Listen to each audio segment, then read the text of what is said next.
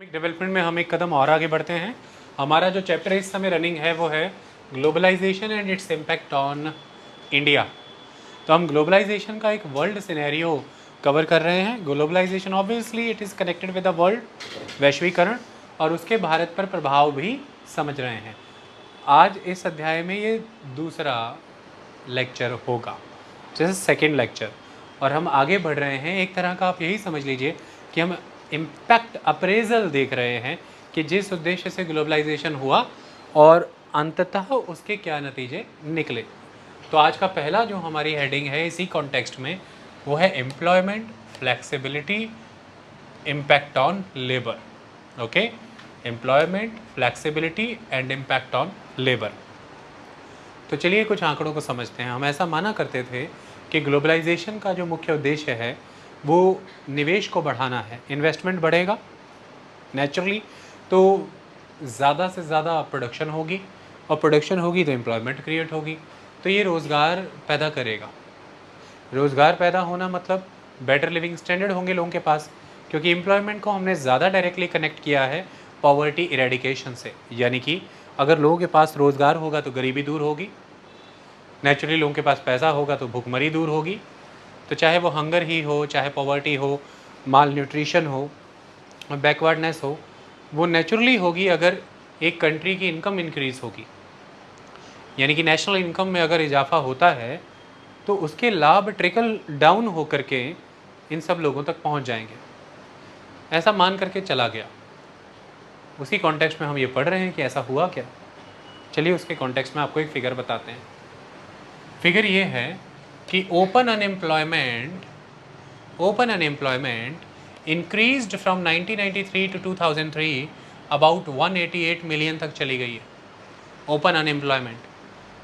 और इसका कारण क्या रहा होगा? देखिए, ये वो दौर है जिस दौर में इनफॉर्मलाइजेशन हुआ इकोनॉमी का, कैजुअलाइजेशन जिसे अपन कहते हैं।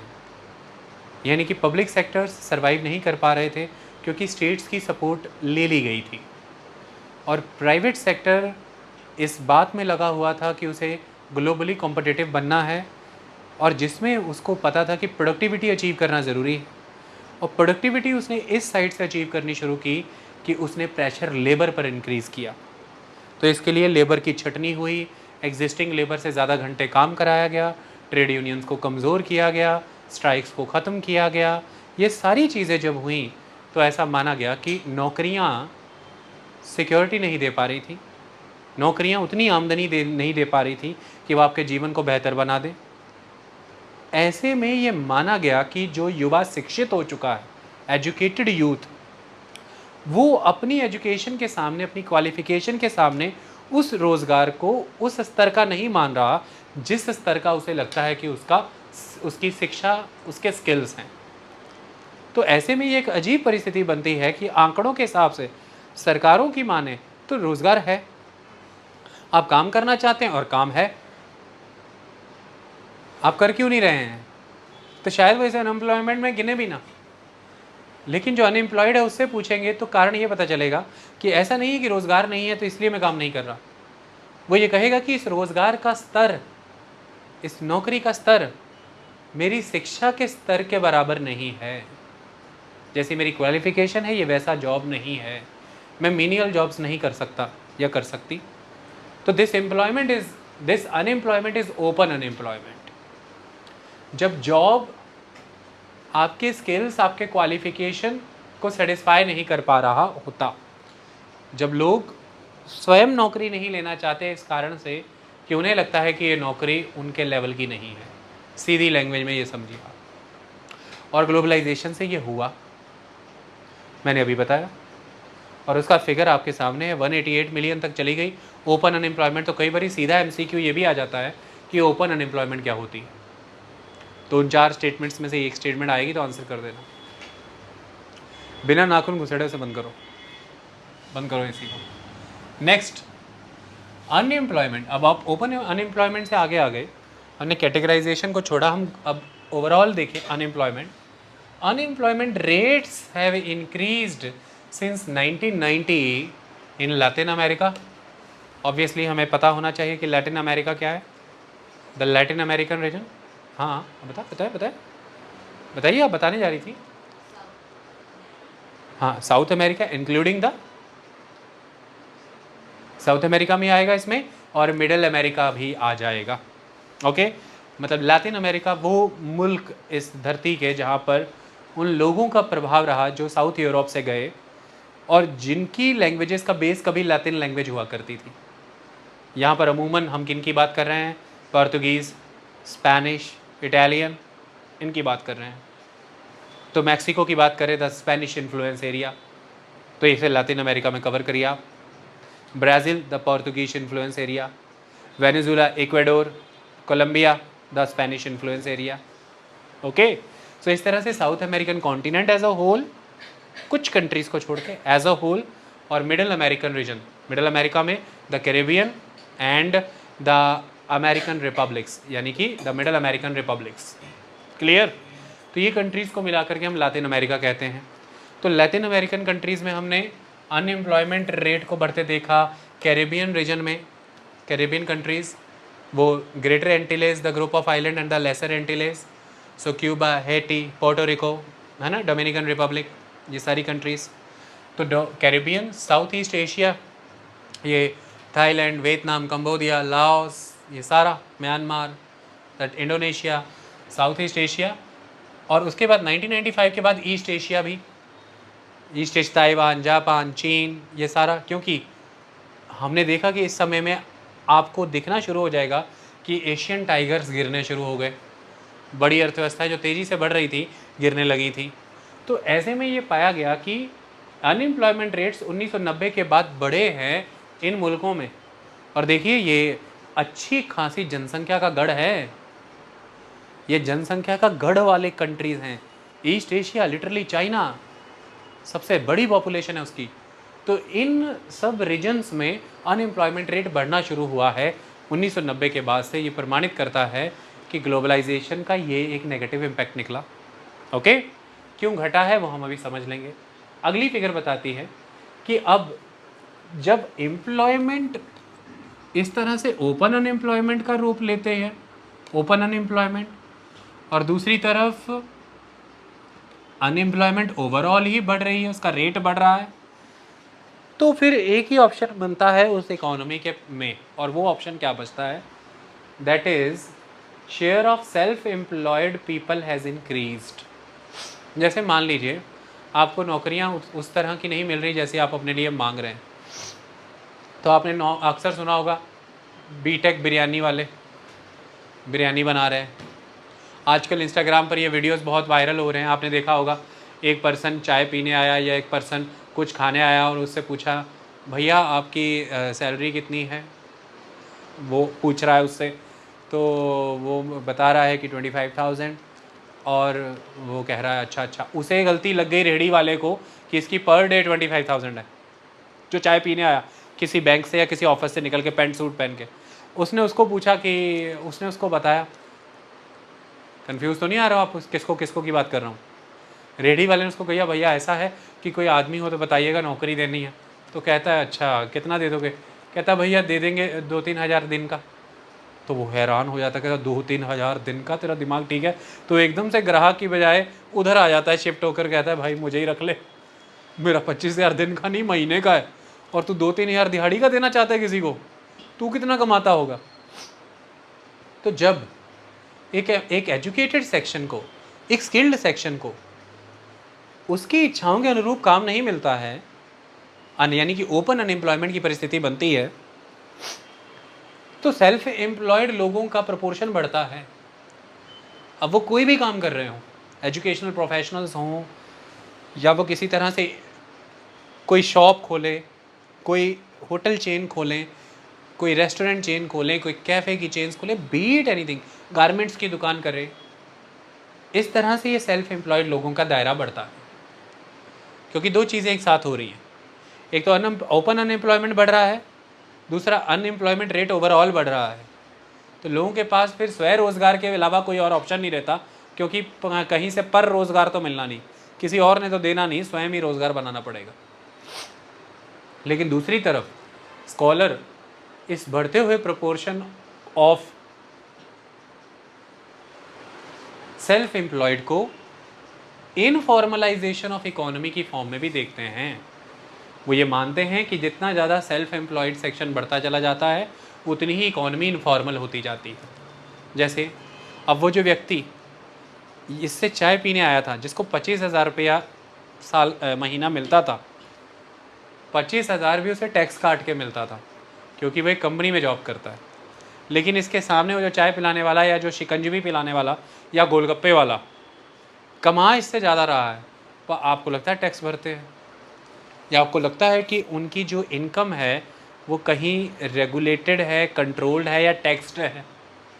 तो जब कोई भी venture, productive venture, income generating area uncontrolled, unregulated और अनटैक्स्ड रह जाता है, वो टैक्स या कंट्रोल या रेगुलेशन के घेरे में नहीं है, अपन उसको इनफॉर्मल कहते हैं। जिसके रिलेटेड रिटर्न अकाउंट्स नहीं अवेलेबल हो पाते एक्सचेंजेस के, अपन उसे इरेगुलर कहते हैं।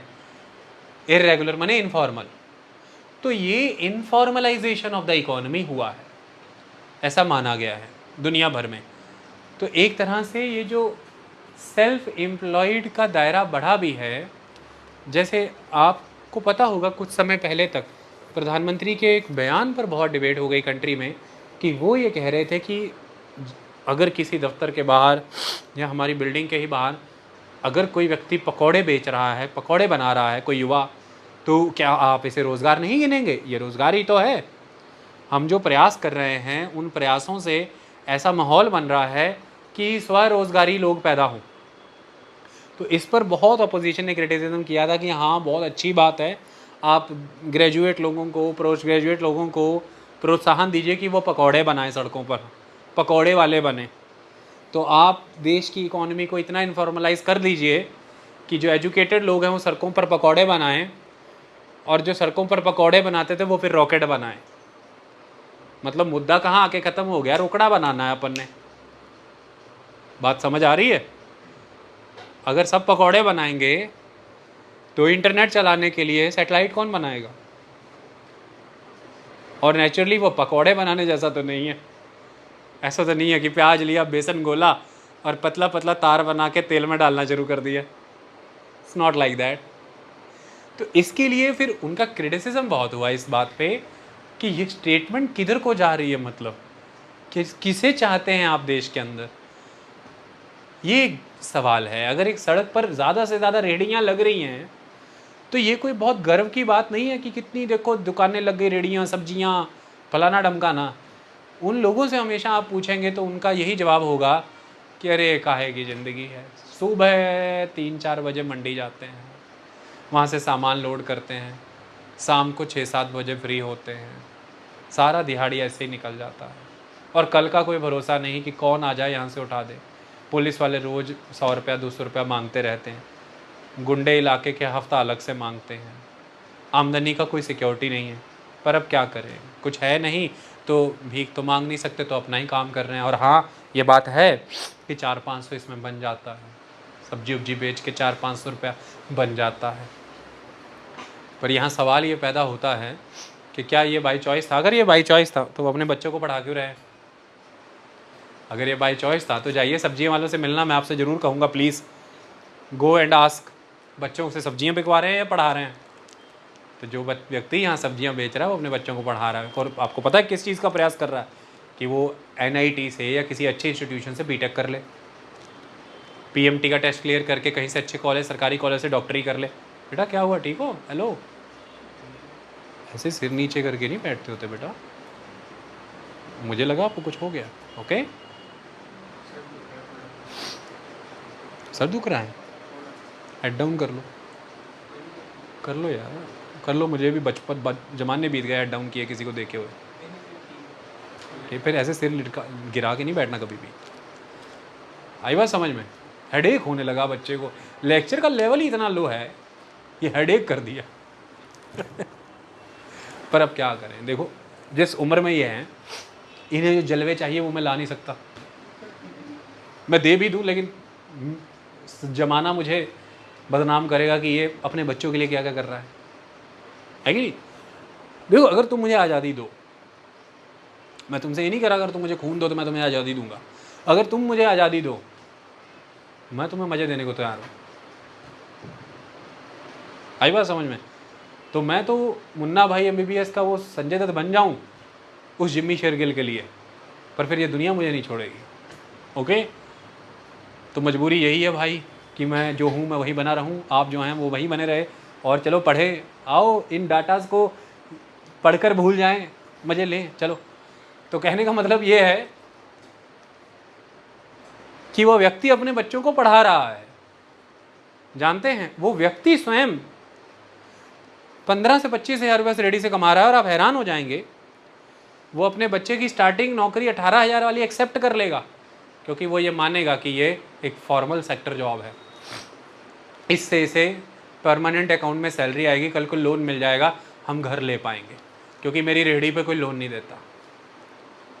इससे इज्जत बनेगी समाज में, इसमें प्रगति का स्कोप है, क्योंकि रेहड़ी में आज भी 500, 2 साल बाद 600, 4 साल बाद महंगाई हुई तो 750, लेकिन जॉब में एक प्रॉस्पेक्ट है ग्रोथ का।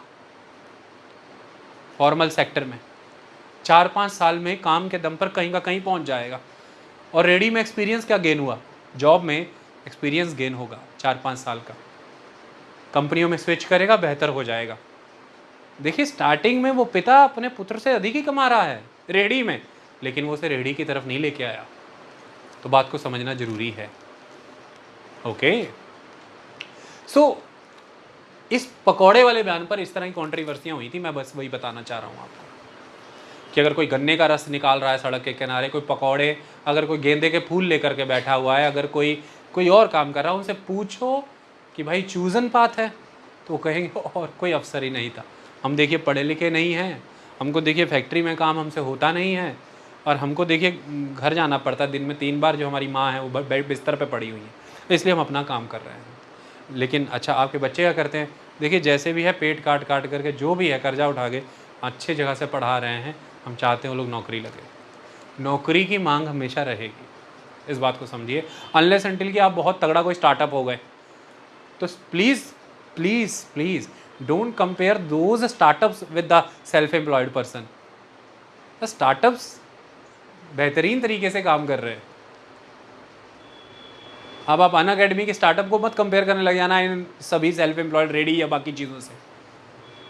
वो हो सकता है जिनको नौकरियां मिली थी, नौकरियां छोड़ करके उन्होंने वो स्टार्टअप्स किए शुरुआती समय में, वो फ्री एजुकेशन सिस्टम, क्योंकि उन्हें पता था एक समय में हम सबसे बड़े एडटेक बनेंगे, तो वो एक सोचा समझा बिजनेस मॉड्यूल था, लेकिन वो उनका था जिनके पास रिसोर्सेज थे प्रॉपर, तो वो चूजन फील्ड थी, वो चूजन पाथ था, इंटेलेक्ट था, डिग्री थी, जॉब थी, कैपिटल था, सब कुछ था, फिर भी वो चीज़ चुनी गई।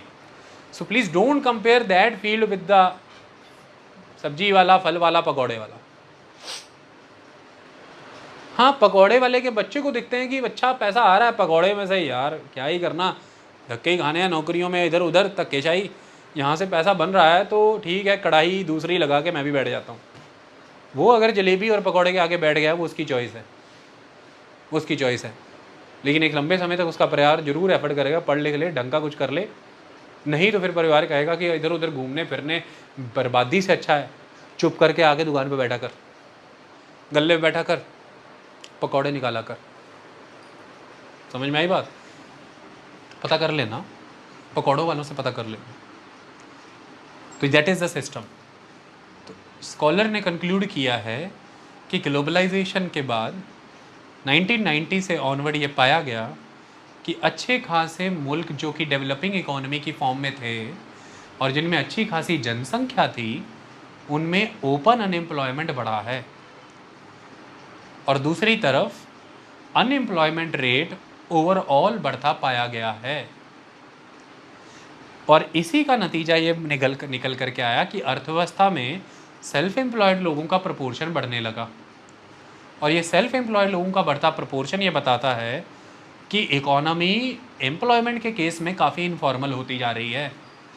तो इनफॉर्मलाइजेशन ऑफ द एम्प्लॉयमेंट हुआ, यानी कि इनफॉर्मलाइजेशन ऑफ द इकोनॉमी हुआ, क्योंकि उस रेडी वाले ने, ये यहाँ कुलचे छोले की रेडी जो लगती है, ये यहाँ जो समोसे की रेडी लगती है, उसने जो छोटे छोटे 1 या 2 बच्चे फटाफट बर्तन धोने या लोगों को पानी का गिलास या रोड के उस पार प्लेट पकड़ाने के लिए रखे होते कि जा भाग करके ऑर्डर लेकर के आ गाड़ी वाले से और जा भाग करके उसको बर्गर देकर के आ, उस रेहड़ी वाले से पूछना कि उन 2 बच्चों से जो वो श्रम कराता है कौन से लेबर लॉज अप्लाई करता है, कौन से अधिकार दिए जाते हैं उसको। तो एक इनफॉर्मलाइजेशन ने एक रेहड़ी वाला स्वयं और एक समाज के 2 बच्चे इनफॉर्मल किए हैं, इस बात को आप समझिए। पर पेट भरना बहुत ज़रूरी है और अनएम्प्लॉयमेंट आपको भुखमरी की ओर ले जाती है और फिर इसलिए पेट भरने के लिए वो रेहड़ी लगेगी, वो आदमी भी आएगा और वो 2 बच्चे भी पेट भरने के लिए पूरे फ़क्र से काम कर रहे होंगे। वहाँ पर उन्हें जा कर के ज्ञान और शिक्षा देना कि चाइल्ड लेबर नहीं अलाउड है, तू चाइल्ड लेबर कर रहा है, तू स्कूल नहीं जाता, तू पढ़ता नहीं।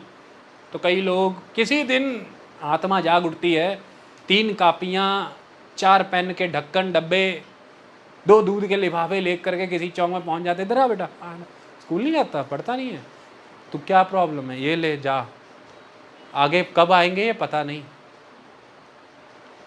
That is not the system. ये डोनेशंस अपने पापों को पुण्य में बदलने किए जाते हैं, उसके विकास के लिए नहीं। ये दान स्वयं की शुद्धि के लिए किए जाते हैं, उसके उत्थान के लिए नहीं। यहाँ तो राष्ट्र और राज्य को ही आगे आना पड़ेगा उसकी निरंतर प्रगति को सुनिश्चित करने के लिए, उसकी पेरेनियल ग्रोथ को इंश्योर करने के लिए यहाँ नेशन और स्टेट को ही आगे आना पड़ेगा। भाई तुम जाओ यार, हैं तुम आ जाती हो और अच्छे अच्छे बच्चे जिनका ध्यान नक्सल मूवमेंट के अंदर ऑपरेशन करते हुए भी लेफ्ट राइट नहीं होना चाहिए, मात्र तुम्हें देख के हिल जाता है। मैं दूरदर्शकों को बताना चाहता हूँ, मैं क्लास की एक जद्दी छिपकली की बात कर रहा हूँ। ये जद्दी है, यही रहती है, मेरा कभी ध्यान नहीं हिला, बच्चों को हिलाने में ये आज भी काबिल है। मतलब अभी बहुत बहुत कठिन है डगरपन घट की, अभी बहुत कठिन है, अभी अपना लक्ष्य बहुत दूर है। अर्जुन तो एक एक योद्धाओं से नहीं हिला था, सीधे कबूतर की आंख पर उसका निशाना था, या तोता रख लेना वहाँ पे, एम कोई लड़ने लग जाए दूरदर्शक की, वो तो तोता था, तोता छोड़ के तोती रख लियो भाई, तुम तो साला छिपकली पेल गए, ये ठीक नहीं। उसको अपनी ज़िंदगी पे छोड़ दो, वो तुमसे भ्रमित नहीं है, वो तुमसे भ्रमित नहीं है, अपने मार्ग पे चल रही, तुम उससे भ्रमित हो, ये तुम्हारी कमजोरी है। कमजोरियों पर विजय प्राप्त करो। आओ लेक्चर सुने।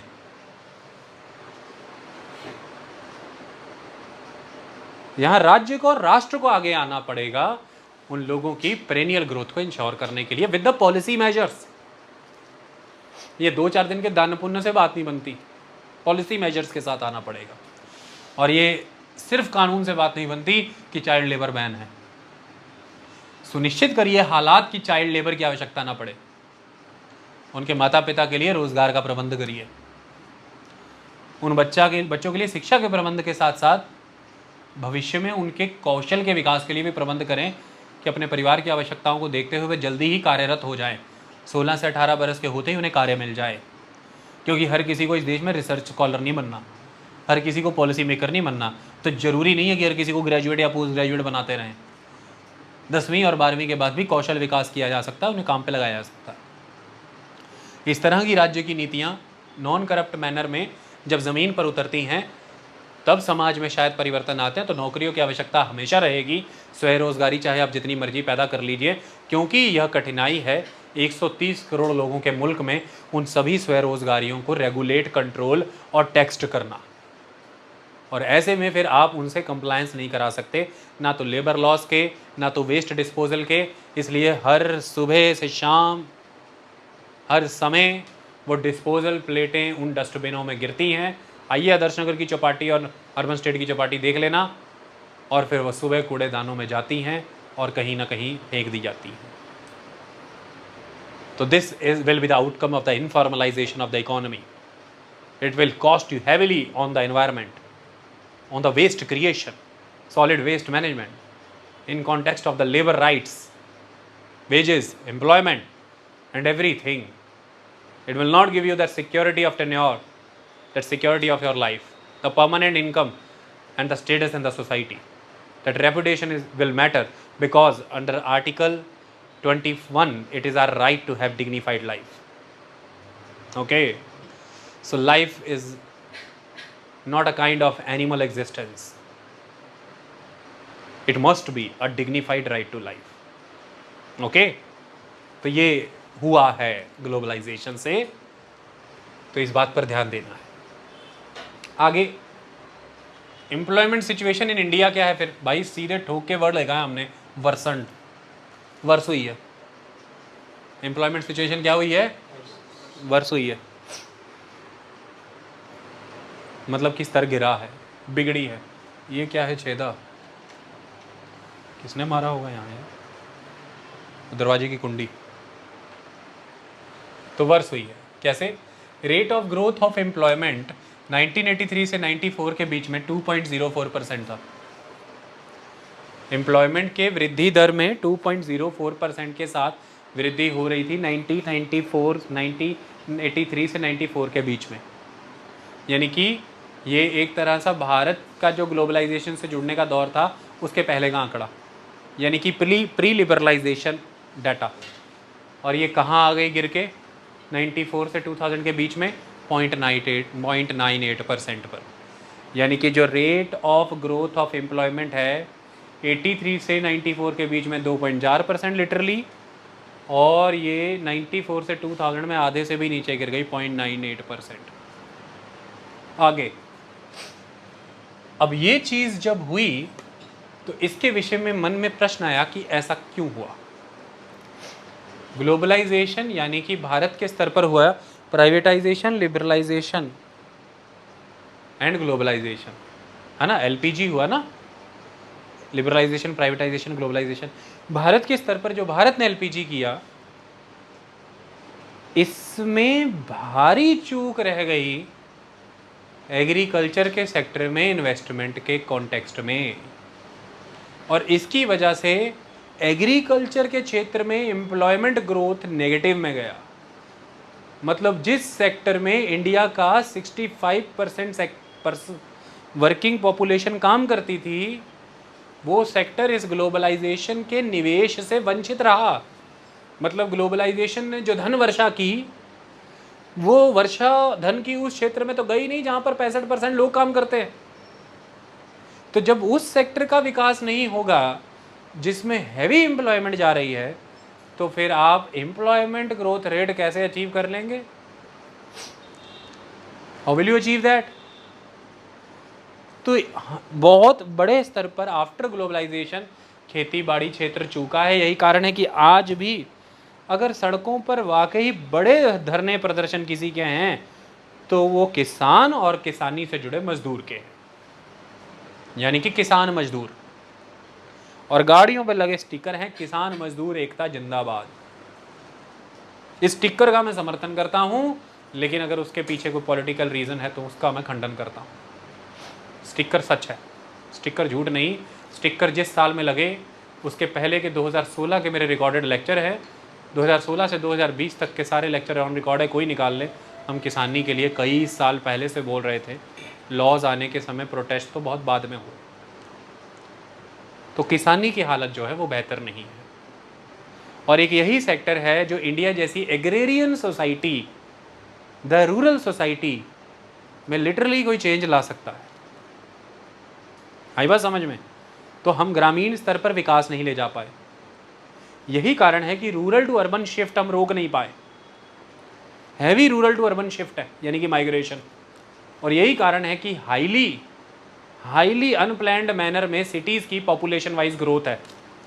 The reason of the creation of slums, क्योंकि India is witnessing high degree of core peripheral relationship. There are few core centers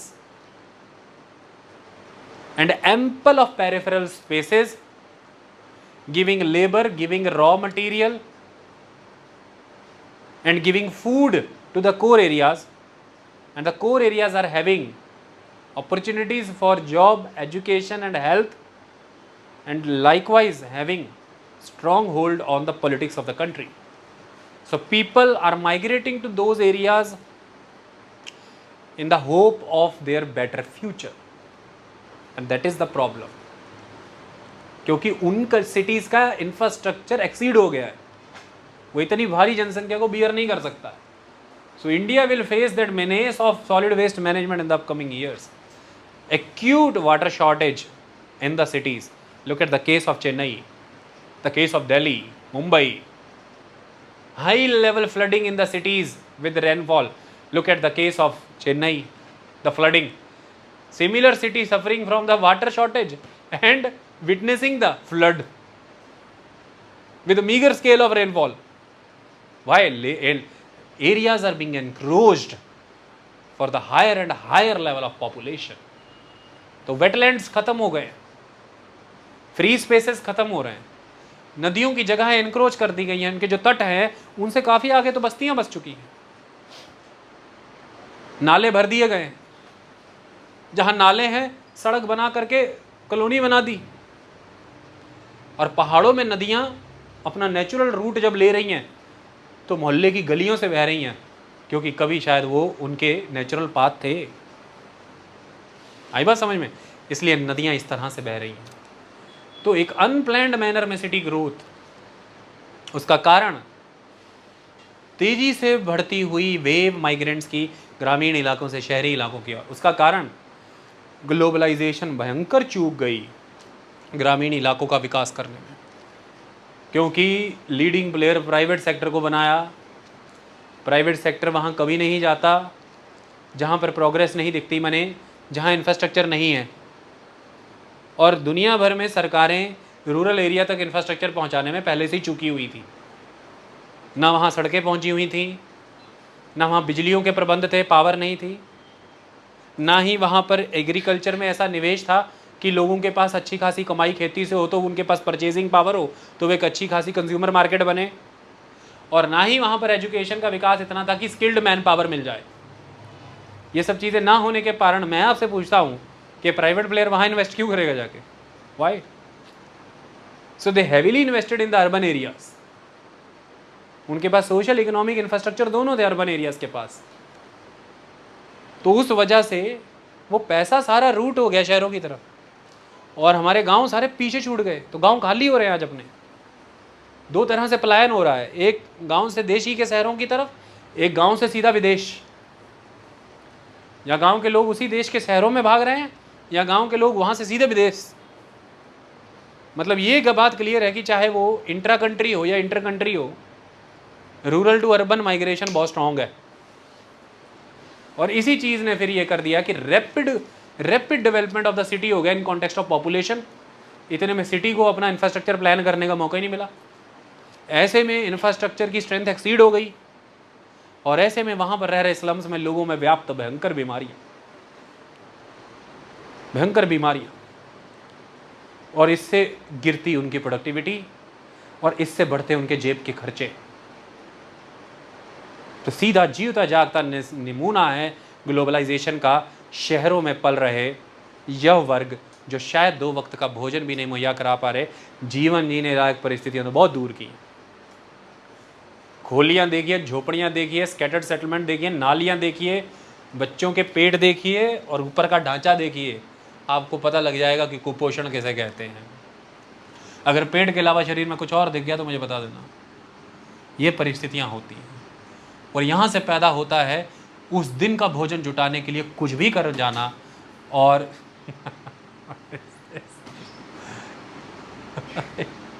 अगर डिस्टेंस मेजर कर ले तो मेरे ज़्यादा नज़दीक है, फिर भी अपन स्टिल है। आज नज़र लगा के गिराई तुम लोगों ने। तो यहाँ से देखें तो मेरे सज्जे पासे गिरी है, लकी है, गुड है। छोड़ो उसको यार, इधर ध्यान दो। पता नहीं किस रिदम में था मैं। ये लेक्चर रिदम से आते हैं, ये कई किताबों के ज्ञान को समावेश करके निकालते हैं अपन। ये कोई ऑथर थोड़ी ना हर पैराग्राफ में इतना कंटेंट डालेगा। कहाँ से चले थे, कहाँ से जोड़ दिया उसको, शहर से गांव को, विकास को। और यहाँ लाल किले से अगर प्रधानमंत्री 1-1.5 घंटा खुले भाषण पे बोले तो लोग कहते हैं वाह क्या एक्सटेम्पोर दे दिया, और यहाँ 10 साल हो गए ये करते हुए। तो बात को समझो जरा। AC बंद करना भी नहीं था। देखो ताकत, देखो चला कैसे मारी कुर्सी से।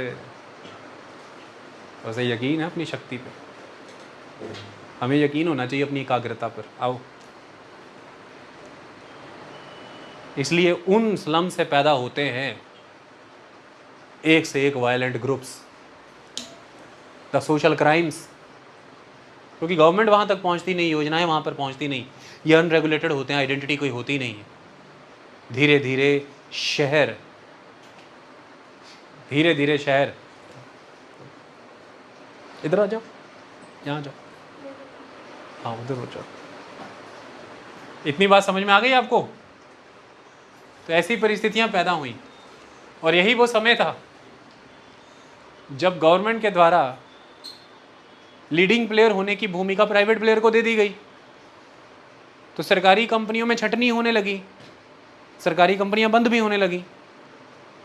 तो इस समय में आप देखेंगे कि सरकारी योजनाओं में कमी आई, यानी कि वो जो कम्युनिटी डेवलपमेंट, जो सोशल सर्विस प्रोग्राम चलते थे, उन सब में निवेश की कमी आई, और इससे वो ग्रुप जो इन्हीं पर निर्भर थे अपने जीवन को बेहतर करने के लिए, वो और मार्जिनलाइज हुए। ये दो बड़े कारण कि एक तो एग्रीकल्चर के क्षेत्र में और दूसरा इस क्षेत्र में जिसकी अभी मैंने बात की, गिरावट आई है, निवेश नहीं आया। तो यही कारण है कि फिर आपके सामने ये फिगर निकल करके आई कि rate of growth of employment गिरी है। इसका ये कारण है। सोने पे सुहागा देखिए क्या हुआ। ऑर्गेनाइज सेक्टर को इंजन ऑफ ग्रोथ माना जाता है, इंजन ऑफ ग्रोथ माना जाता है। डाटा देखिए क्या बता रहा है, organise sector failed to generate enough employment.